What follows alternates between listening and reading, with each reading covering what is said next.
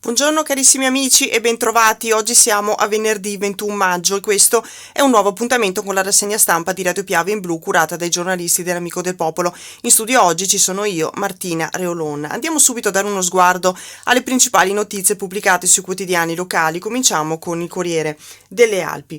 Il titolo di apertura è dedicato ai ristori al turismo bianco, 100 milioni e polemiche, si legge nel titolone. I sostegni bis portano nuove misure ai comprensori sciistici, ma la metà andrà in Trentino e in Alto Adige. Va aiutata la montagna fragile, cambiate le regole, fuori anche dai fondi UNESCO. E c'è un articolo di Francesco Dalmassa, pagina 11, che andremo a leggere a breve. La foto di copertina è dedicata a Belluno che si riaccende con i sapori delle regioni. Tornano infatti gli stand del Festival delle Tradizioni italiane con 22 espositori che da ieri stazionano in Piazza dei Martiri. In vendita fino a sabato vari generi di prodotti, dai libri alla pelletteria, dalla bigiotteria ai materiali per gli amanti della bicicletta, dei prodotti agroalimentari che arrivano da Sicilia, Puglia, Toscana, Liguria, Calabria. Il centro di Belluno piano piano si sta riaccendendo. E l'articolo in questo caso è di Paola Dallanese. Ancora in questo caso siamo sempre in provincia di Belluno. I medici chiedono cure su misura per gli strascichi del coronavirus, un percorso per chi soffre gli effetti collaterali del Covid, lo chiedono appunto i medici. Andremo a leggere a breve anche questo articolo. Un altro lancio dalla prima del Corriere delle Alpi riguarda le bugie lecite, si legge nel titolo: bugie lecite ai controlli del lockdown scagionato, nessuno è tenuto ad autoaccusarsi. Prosciolto l'operaio indagato per le bugie raccontate in un controllo durante il lockdown, l'articolo di Gigi Sosso. A Feltre invece ZTL di notte e di domenica, piano a regime dall'autunno. A San Vito, centro estivo con rette raddoppiate a 200 euro e scoppia la polemica, l'articolo di Alessandra Segafredo. E ancora, parcheggi e totem, Canale si prepara a ospitare i pellegrini. In questo caso siamo a Canale d'Agordo ovviamente e andremo a leggere anche qualcosa di questo articolo. Andiamo subito a pagina 10 per leggere l'articolo che riguarda la richiesta che è arrivata dai medici, cioè quella di prevedere dei percorsi di cura per affrontare i problemi degli ex malati anche dopo la negativizzazione dal Covid. L'appello del presidente dell'Ordine Provinciale dei Medici all'ULSS: difficoltà a camminare, pressione alta, fanno, dateci percorsi di cura per la coda del Covid. Serve mettere in piedi un percorso ad hoc per prendere in cura le persone che stanno soffrendo degli effetti collaterali del Covid. E a lanciare l'idea è il presidente dell'Ordine dei Medici di Belluno, Stefano Capelli, che pensa a coloro che si sono ammalati e che a distanza di mesi risentono ancora gli effetti del virus. Stiamo parlando del fenomeno del long Covid, precisa il capo dei medici, della cronicizzazione degli effetti della malattia. Molti malati di qualunque età non hanno potuto tornare allo stato di salute precedente al coronavirus, per cui a livello nazionale, regionale e a cascata a livello anche provinciale si dovrebbe iniziare a pensare a un percorso per la presa in cura di queste persone. So che a livello nazionale si sta valutando di introdurre un'esenzione dal ticket per questi malati, ma serve qualcosa di più, dice Capelli. Sono molti infatti gli ex malati che ancora non stanno bene, chi fatica a respirare bene come prima, chi si è visto all'improvviso comparire malanni mai avuti prima, come la pressione alta, problemi cardiaci, fino alla difficoltà a deambulare e alla stanchezza che non se ne va. E alcune di queste persone, chi curato a casa, chi finito all'ospedale, sono talmente impaurite da questi effetti e da quello che hanno passato che temono perfino il vaccino. La paura è di dover riprovare sintomi e disagi come durante la malattia. Tantissimi si stanno rivolgendo a varie associazioni per sapere se esiste in provincia o in Veneto un centro dove essere curati tramite un percorso terapeutico, ed è per questo che il capo dei medici bellunesi lancia un appello ad ultra sessantenni ed over 50 perché si vaccinino per evitare di incorrere in caso di infezione negli effetti gravi della malattia. Ed è appunto arrivata questa richiesta che è poi anche sposata da Alessandro Somacal, presidente dell'Ordine dei Farmacisti Bellunesi, così come dalla SPI CGIL, da Federconsumatori, e c'è anche la posizione di Cittadinanza Attiva con Ottorina Bompani.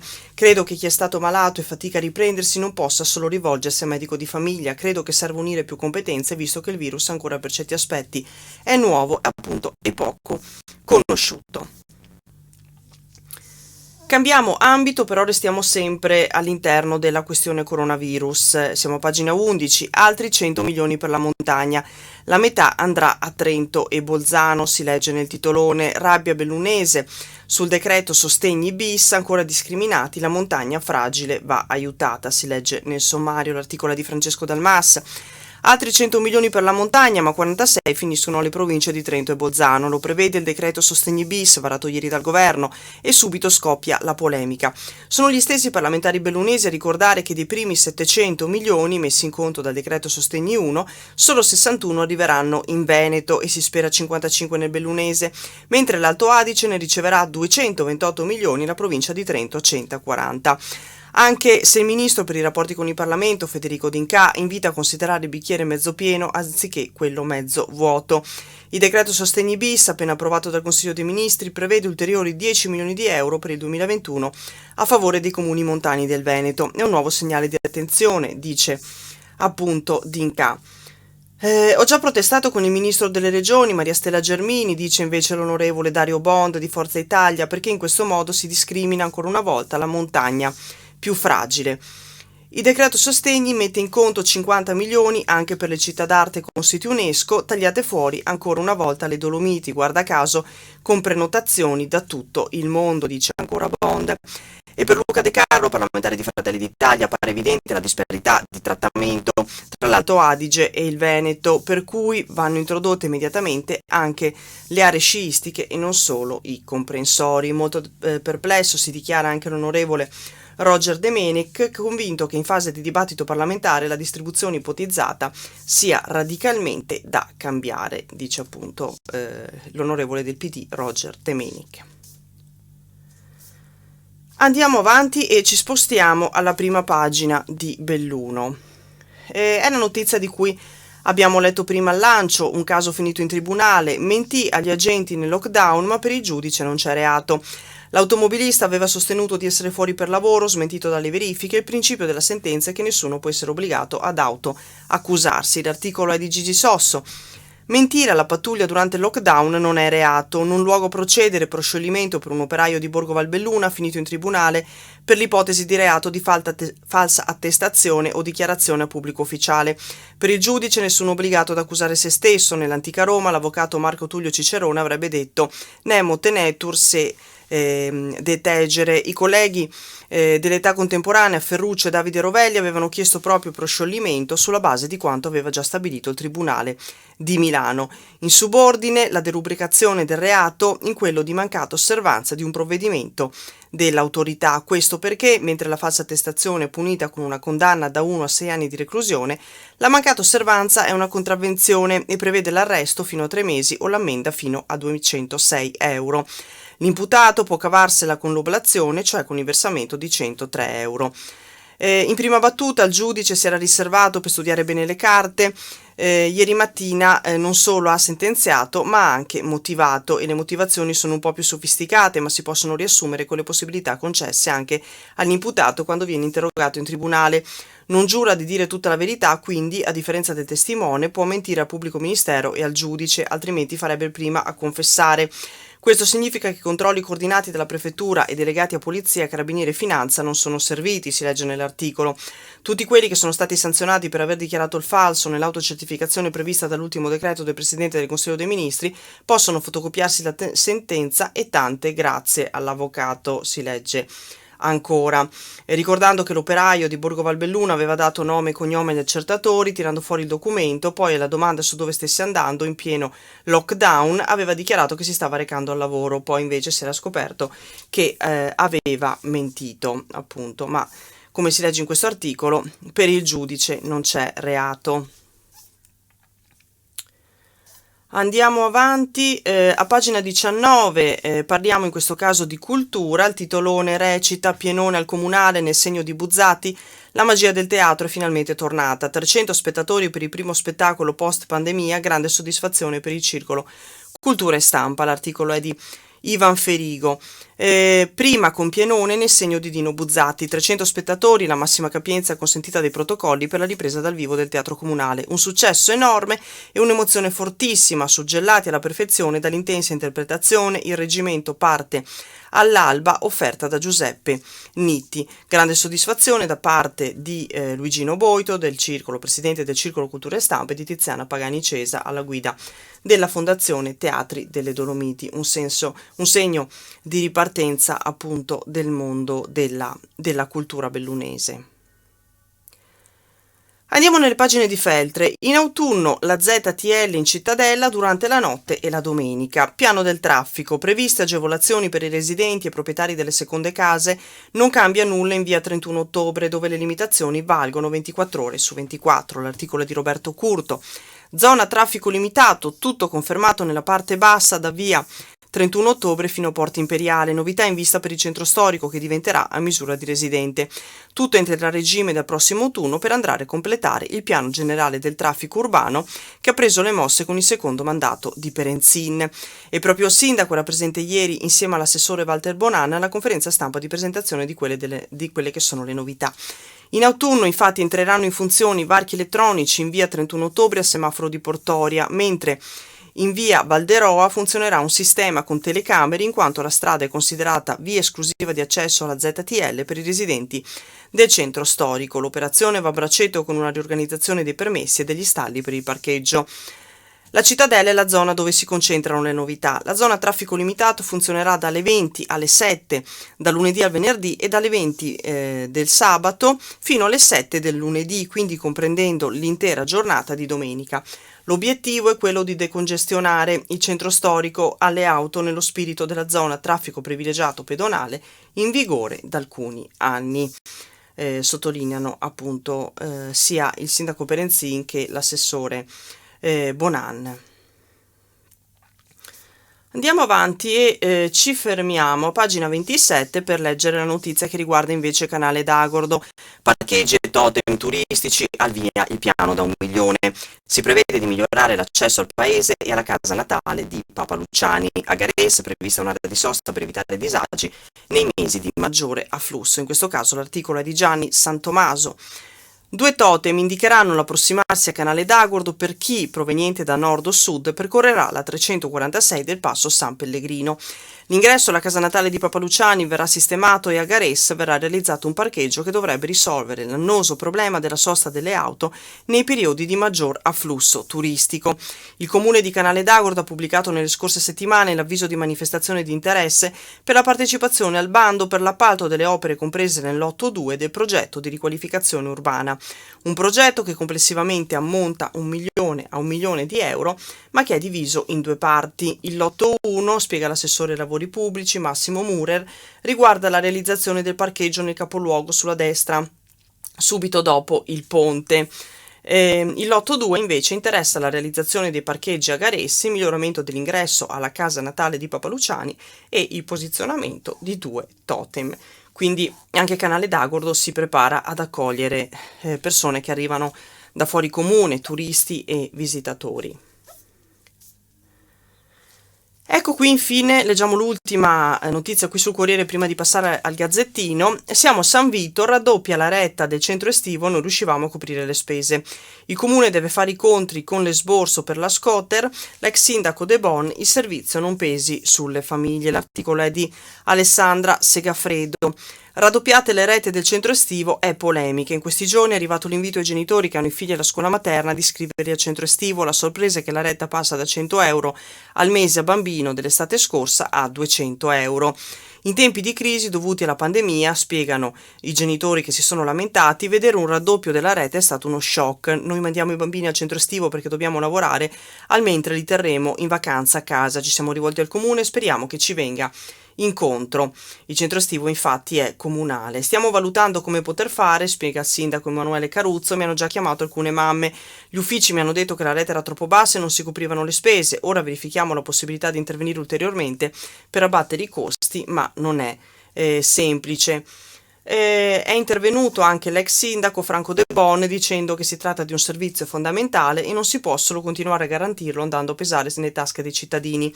Gli aumenti poi solitamente sono del 10 o massimo 20%, in tempi di crisi inoltre non si può pensare di gravare sui genitori. Il nostro suggerimento è quello di rivedere le tariffe e lasciarle come erano per aiutare concretamente la comunità di San Vito.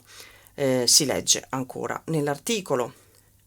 E siamo, come anticipavo, ora al Gazzettino. La prima pagina è dedicata, la prima pagina dell'edizione del Nord-Est è dedicata a quello che sarà il futuro, quello che accadrà nelle prossime settimane in Veneto. Il Veneto vede già il bianco, oggi le pagelle, gli indicatori sono buoni, consentirebbero di lasciare la zona gialla, ma servono 3 settimane con gli indici bassi, 7 giugno, via libera anche a nozze e piscine. Ricordiamo l'ipotesi è quella che il Veneto diventi zona bianca, diventi bianco a partire dal 7 giugno.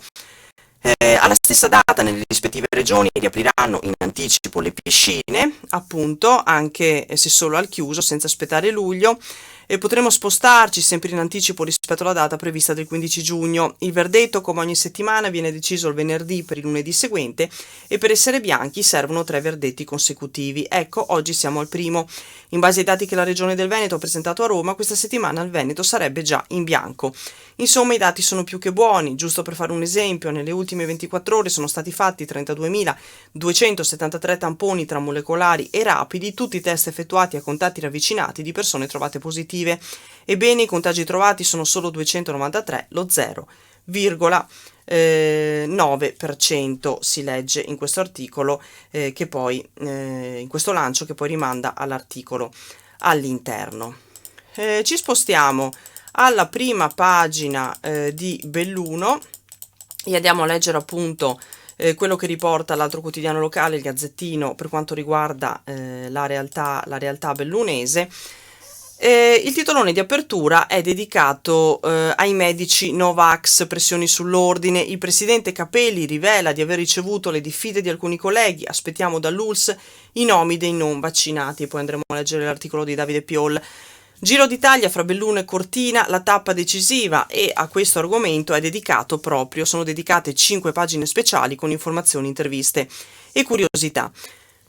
Ricordiamo che l'arrivo a Cortina d'Ampezzo del tappone dolomitico di lunedì 16, frazione del Giro d'Italia 2021, di lunedì, scusate, 16ª frazione del Giro d'Italia 2021, consolida ed esalta un rapporto stretto della Conca con lo sport. Tutto lo sport, con le discipline invernali e quelle estive, è un evento voluto e sostenuto da istituzioni, enti, associazioni, imprese e cittadini. Non poteva che arrivare a Cortina questa tappa regina della Corsa Rosa nell'anno dei campionati del mondo di sci alpino organizzati lo scorso febbraio. Mentre il mondo dello sport è fermo, qui a Cortina si organizza un mondiale, commentò l'inverno passato Carlo Mornati, ex azzurro del canottaggio e segretario generale del Comitato Olimpico Italiano. Il Giro omaggia le Dolomiti come fa ogni anno, ma questa volta si ferma in una delle sedi dei Giochi Olimpici e Paralimpici invernali del 2026 e appunto a questa tematica l'arrivo del Giro del tappone dolomitico a partire da lunedì a Cortina d'Ampezzo sono dedicate 5 pagine all'interno del Gazzettino. Leggiamo altri lanci dalla prima del Gazzettino. La foto di copertina è curiosa ed è dedicata alla mascotte che era arrivata anche sulla marmolada. Addio a Coco, la gallina che sciava. Alle che perde la sua mascotte, la gallina Coco Chanel. E poi andremo a leggere l'articolo di Raffaella Gabrieli. E ancora, Val di Zoldo, sorgenti miracolose, acqua terapeutica. Non bloccate le fonti di acqua terapeutica, questo è l'accorato appello di Florio Lazzaris, apprezzato gestore per molti anni della pensione zoldana, e andremo a vedere più nel dettaglio cosa dice questo articolo. L'ordine rivela le pressioni Novax, diffide per non finire nelle liste. Gli elenchi delle categorie sono il primo passo necessario per trovare i sanitari contrari al vaccino. Capelli, presidente dell'Ordine dei Medici, stando al decreto i tempi per comunicare quei nomi sarebbero scadute. Ad oggi sappiamo che 3 medici hanno rifiutato il vaccino anti-Covid e proposto un ricorso contro l'ULSS 1 insieme ad altre 59 persone. Sappiamo anche che, a meno di una settimana dalla discussione, tutti e 3 hanno cambiato idea e deciso di vaccinarsi. Questione risolta. Oggi sono altri medici che hanno rifiutato il vaccino per scelta personale. Sono sicuramente di più, fa sapere Stefano Capelli, che è presidente dell'Ordine dei Medici, Chirurghi ed Odontoiatri di Belluno. Quei 3 fanno parte del gruppo dei 62 ricorrenti e non rappresentano il 100% di coloro che non si sono vaccinati. Ad ogni modo, spero ci siano ulteriori folgorazioni sulla via di Damasco. Capelli confida di aver ricevuto delle diffide.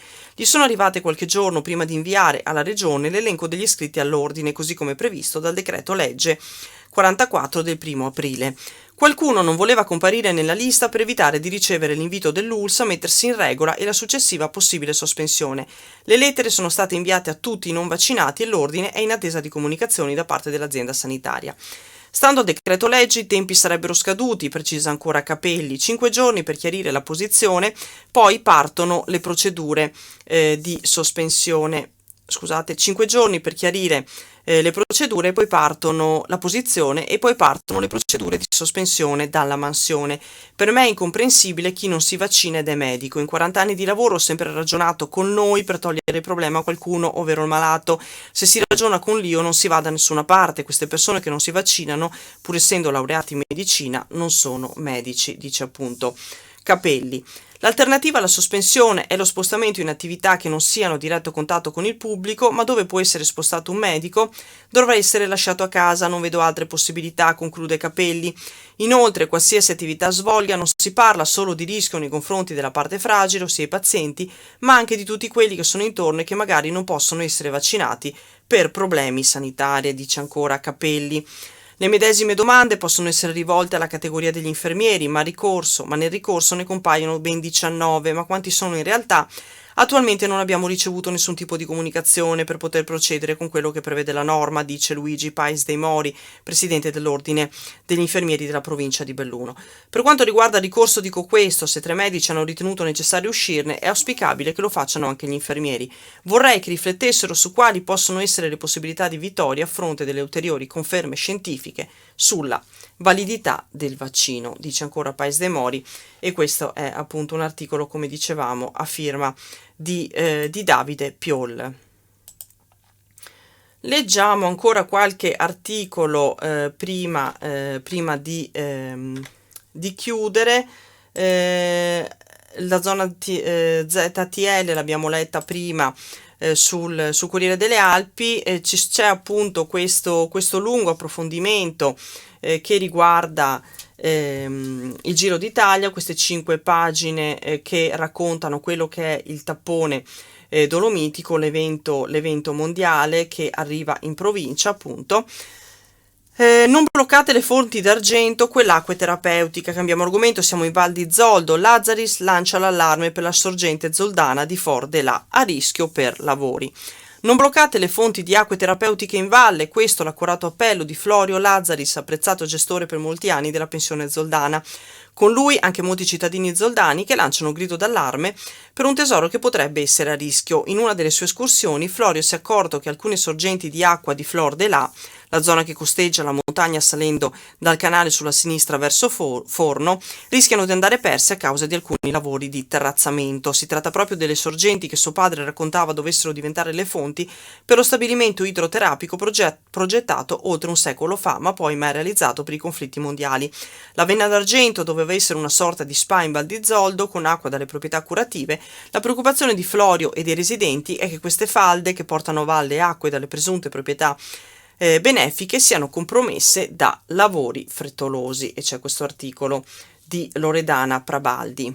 Spostiamoci invece a Cortina, cambiando argomento. Via al restauro del cimitero. Erano 50 anni che non si metteva mano al camposanto di Cortina, lavori in 3 stralci. Il cantiere aprirà quest'estate, scrive Marco Di Bona.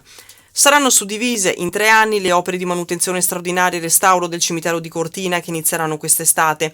La giunta comunale ha deliberato di frazionare le lavorazioni dal 2021 al 2023 in 3 stralci esecutivi funzionali.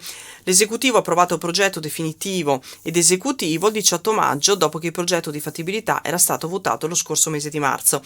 A questo punto è possibile dare avvio ai lavori nel corso dell'estate. Il primo stralcio dell'intervento ha un importo di 400.000 euro, il secondo sarà di 354.000, quasi 355.000, e il terzo di 491.525 euro. L'incarico per il progetto era stato conferito ad un architetto ampezzano nel settembre del 2019.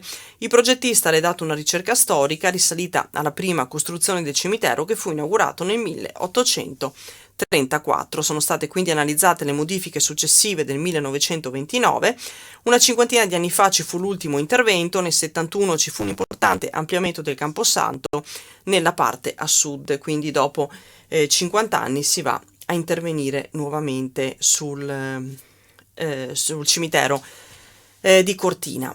Siamo all'ultimo articolo, il tempo a nostra disposizione sta per scadere. Leggiamo questo articolo a firma di Giovanni Santin, che riguarda un'interessante iniziativa che ha coinvolto i bimbi dell'asilo Cairoli alla scoperta delle api. Da ieri anche i piccoli della scuola dell'infanzia Cairoli sanno quanto siano importanti le api per l'equilibrio del sistema di cui fa parte anche l'uomo. In occasione della 4ª giornata mondiale delle api, i bambini hanno infatti scoperto il mondo degli alveari grazie alla lezione organizzata dal comune di Belluno in collaborazione con la cooperativa di apicoltori bellunesi Api Dolomiti. In campo sono scesi Teresa Vieceli, responsabile della didattica di Api Dolomiti, ed Emilio Balcon, apicoltore.